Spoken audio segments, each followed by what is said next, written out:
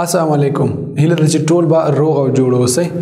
عزیز کاروان یم او د دغه یوټیوب نه کله کله په هغه څه باندې زه پوهېږم ستاسو په خدمت کې وړاندې کوم د هغه تیرو صنفونو په نسبت باندې چې موږ یوه ویډیو شروع کړې وه هغه هم د ایکسپورټه پورې ورسوله او په هغې کې زما اصل مقصد دا و چې تاسې سیکوینس ایډیټ زده کړئ او د خامو کلیپونو نه وکولی شئ یوه د نشر وړ ویډیو جوړه کړئ خو نن به زه یو څه متفاوت او هغه متفاوت دا چې ټول بار چې کوم دی ټولز بار دغه حصې ته د پریمیر ټول بار وایي او په دې کې چې دا کومې اپشن دي په دې باندې به خبرې کوو چې بیل بیل دا سلیکشن ټول ټریک ټول رولینګ ایډیټ ورپسې ریزر دا زوم ټول او دا ټیکسټ دا ټول کم کار کوي نو په دې یو باندې به بیلې بیلې خبرې کوو او په مثال کې به واضح کوو چې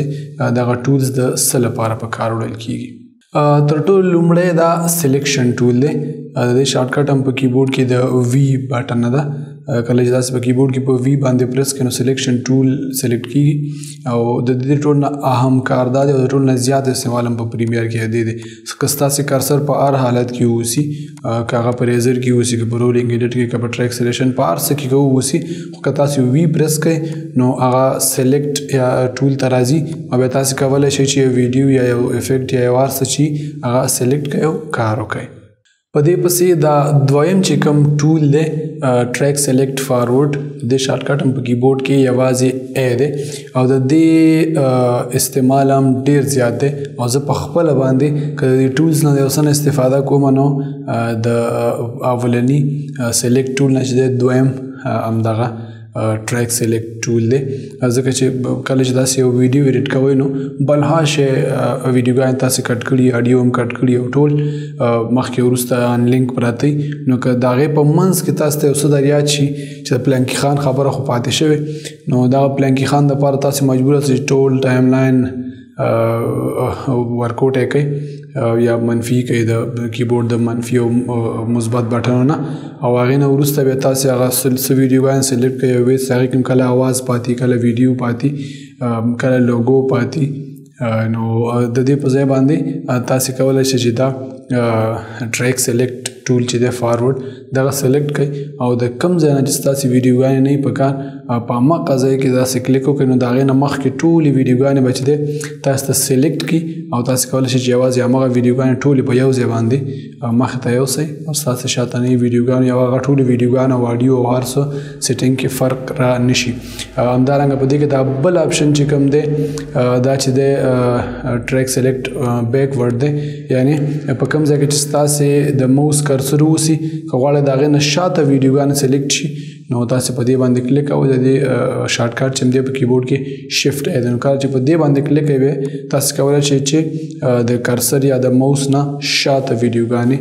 ټولې په یو ځای باندې سلیکټ کړئ په دې پسې په دریم نمبر کې چې دی ریپل ایډیټ ټول دی په دې کې دننه نور دوام شته خو راځئ اول په دې ریپل ایډیټ ټول باندې خبرې کوو که چېرې ستاسې دوه کلیپونه په د ویډیوګانو په منځ کې پراته وي هغې نه خو هم ویډیو د دې خوا هم خو تاسې غواړئ چې دغه کم دوه کلیپونه چې پراته دي د ان او آوټ پوینټ یا د یو کلیپ آوټ پوینټ راځي د بل ان په دې کې فرق راولي یو مخکې کوي بل وروسته کوي نو په ځای د چې تاسې یو دې خوا کوئ فاصله تشه پاتې شي بیا بل راکش کوئ نو تاسو کولی شئ چې په ریپل ایډیټ ټول باندې کم کلیپ چې غواړئ زیاتې کوئ د هماغې طرف ته تاسې خپل کرسر بوځئ نو تاسو ته به چې دی یو نقطه څرګنده شي او تاسې هغه ویډیو کش کوئ نو د دې بلې د پاسه به راشي او هیڅ خالی فضا په منځ کې نه پاتې کیږي یعنی هر څه به په خپلو کې ډایرکټ فټ راشي په ریپل ایډیټ ټول پسې په همدغه سیکشن کې که چېرې تاسې په همدې آیکن باندې موس پریس ونیسئ یعنې د موس کلیک پې یو څو ثانیو دپاره ونیسئ نو دا نور پوینټونه به را څرګندېږي نو دې نه لاندې چې دی رولینګ ایډیټ ټول دی د هغې شارټکټ هم په کیبورډ کې ان دی د ریپل ایډیټ بیو نو دا څه کار کوي د دې ټول استعمال چې دی په موسیقۍ کې سخت مهم دی کله چې تاسو یو سندره ایډیټ کوئ یا فوټیج د موسیقۍ سره ایډیټ کوئ نو موسیقي چې دغه خپل بیټس لري یعنی موسیقي چې کله تاسو اورئ کې حس کوئ چې کوم ځای کې یو بیټ د بل سره بدلیږي را بدلیږي نو تاسو چې دی که کلیپونه مچولي اکثره د دې چې د سټارټ او اینډ د یو آوټ او د بل end point چې دی دغه بیټ نه اخوا دی خوای نو د هغې لپاره که تاسو ساده دا ایډیټ کوئ نو ډېر زیات ټایم اخلي ټول اخوا دی خوا کلیپونه چې دي هغه هم ډسټرب کېږي یعنې مخکې وروسته کېږي که نور هر څه برابر یوازې په یو ځای کې فرق وي نو تاسې د دواړو ویډیوګانو په میډ پوینټ کې دغه وخت چې تاسې کلیک کړئ په رولینګ ایډیټ ټول باندې یا ان هم په کیبورډ کې پریس کړئ د هغې په میډ پوینټ کې خپل کارسر راولئ او تاسې چې دی د بیټ سره کارسر برابر کړئ نو بغیر د دې نه چې ستاسې د ویډیو اخوا یا دېخوا ویډیو ډسټرب شي ستاسې به چې دی د بیټ سره د دواړو ویډیو ان آوټ پوینټ برابر شي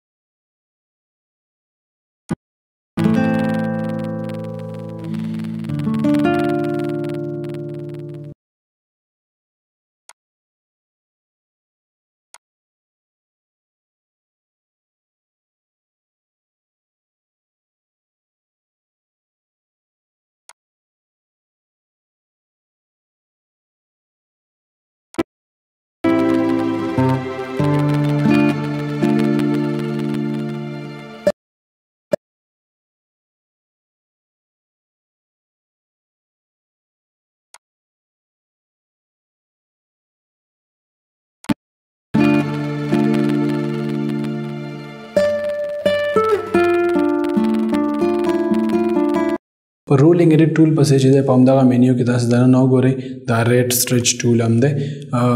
دا هم د سپیډ دپاره دی د ویډیو د سپیډ کمولو یا زیاتولو دپاره که چیرې تاسې مثلا ستاسې موسیقي زیات دی کلیپ کم دی نو تاسې هلته ګورئ چې معمولي باید دا کلیپ زیات شي یا چې که تاسې چیرې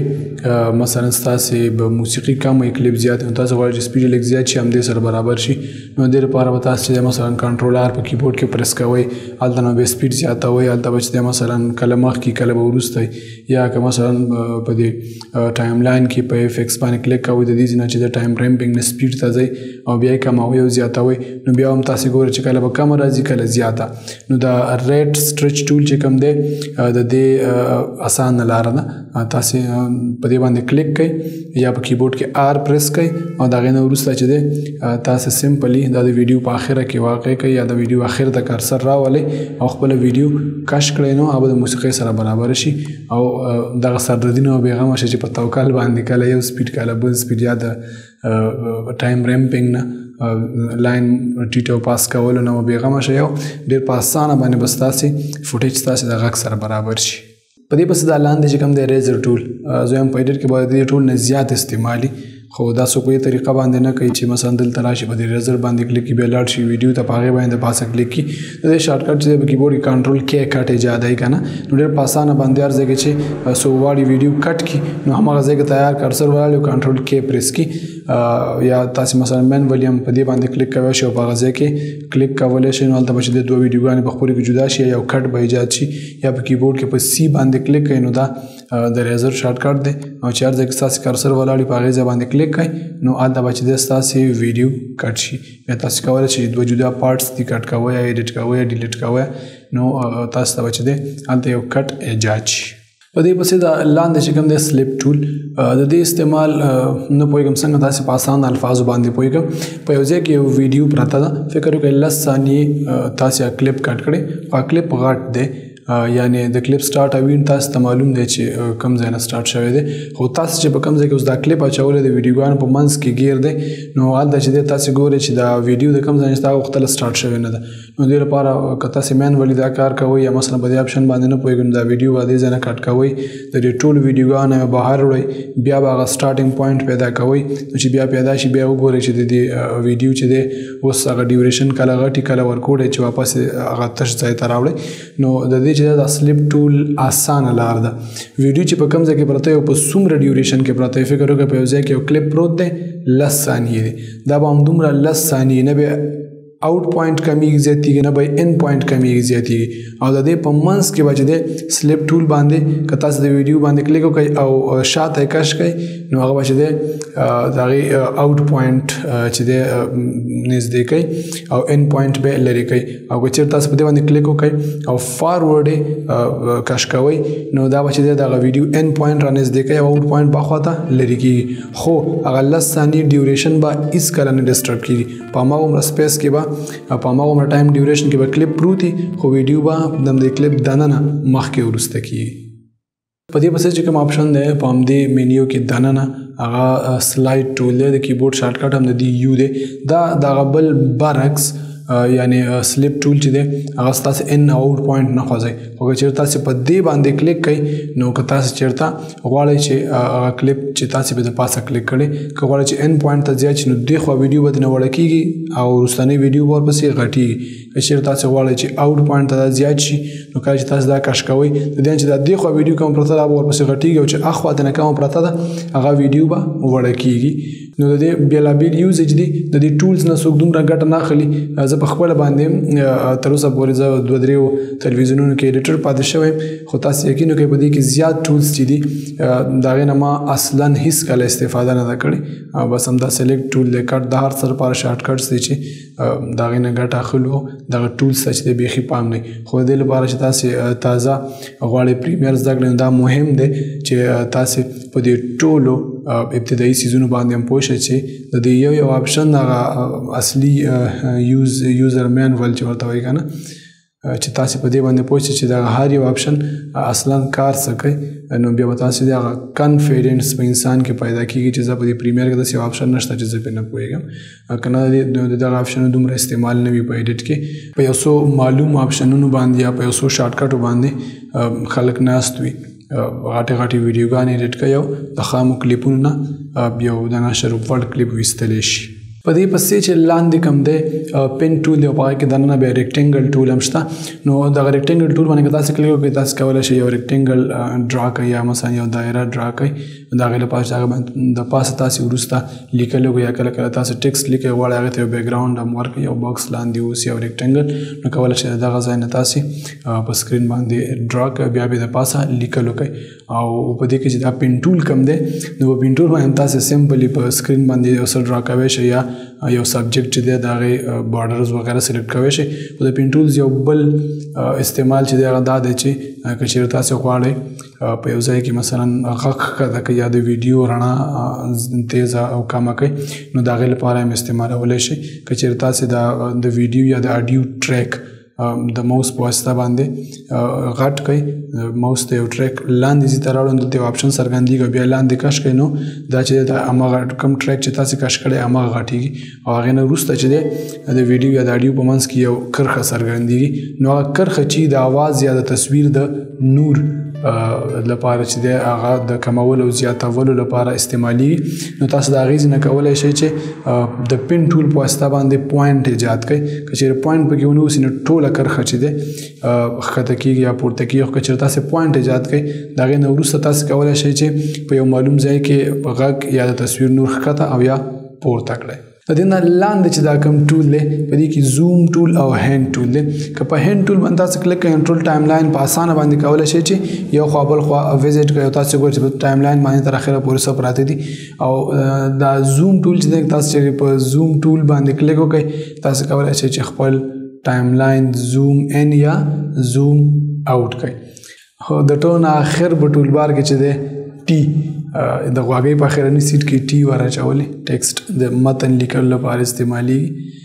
نو که تاسې په دې کې دننه کلیک وکړئ ټایپ ټول دی په هغې باندې به کلیک وکړئ او بیا تاسې په سکرین کلیک وکړئ نو تاسې ته د متن لیکلو لپاره فرصت درکول کېږي چې یو څه په ویډیو باندې ولیکئ او په دې کې دا بل اپشن دی ورټیکل ټایپ نو په دې باندې تاسې کلیک کړئ نو ستاسې متن چې دی هغه په ورټیکل توګه باندې لیکل کېږي. نو دا دوه لایټونه چې راته کوم لګېدلي دي نه پوهېږم چې په مخ به مې خوله ښکاري یا نه خو دننه ښه فل ګرم یم واسکټ مې هم تړلی واسکټ اچولی که نه نو لایټونه هم ډېر زیات ګرم دي خو بیا ستاسې خدمت هم چې دی او ستاسې د خدمت کولو هغه ارمان او هیله چې دا هغه هم دومره ګرمه ده چې دغه ګرمۍ پته پکې نه لګي نو وبښئ که کمي زیاتې شوي خو زه هیله کوم چې تاسې به دغه درسونه چې زه یې د تاسو لپاره جوړوم تاسې پورې در رسېږي یا به تاسې نورو خلکو ته رسوئ او هغه خلک چې اړتیا ورته لري او وس نه لري او کورس ته لاړ شي او وخت نه لري نو کولی شي د دغه درسونه په اسانه او ارزانه او چې کوم وخت کې وغواړي هماغه وخت کې ترنه ګټه اخیستلی شي. نو کمنټ کې تاسې ماته ویلی شئ چې په څه باندې تاسې نه پوهېږئ یا په څه توګه باندې زه کولی شم تاسې پوه کړم یا په کومو موضوعاتو باندې تاسو ته ټوټوریال جوړې کړم په پښتو کې. نو تر بلې ویډیو پورې زه به ستاسو د کمنټونو په تمه یم. تاسو دا ویډیو وګورئ یو څه دې زده کړئ. د خدای په امان.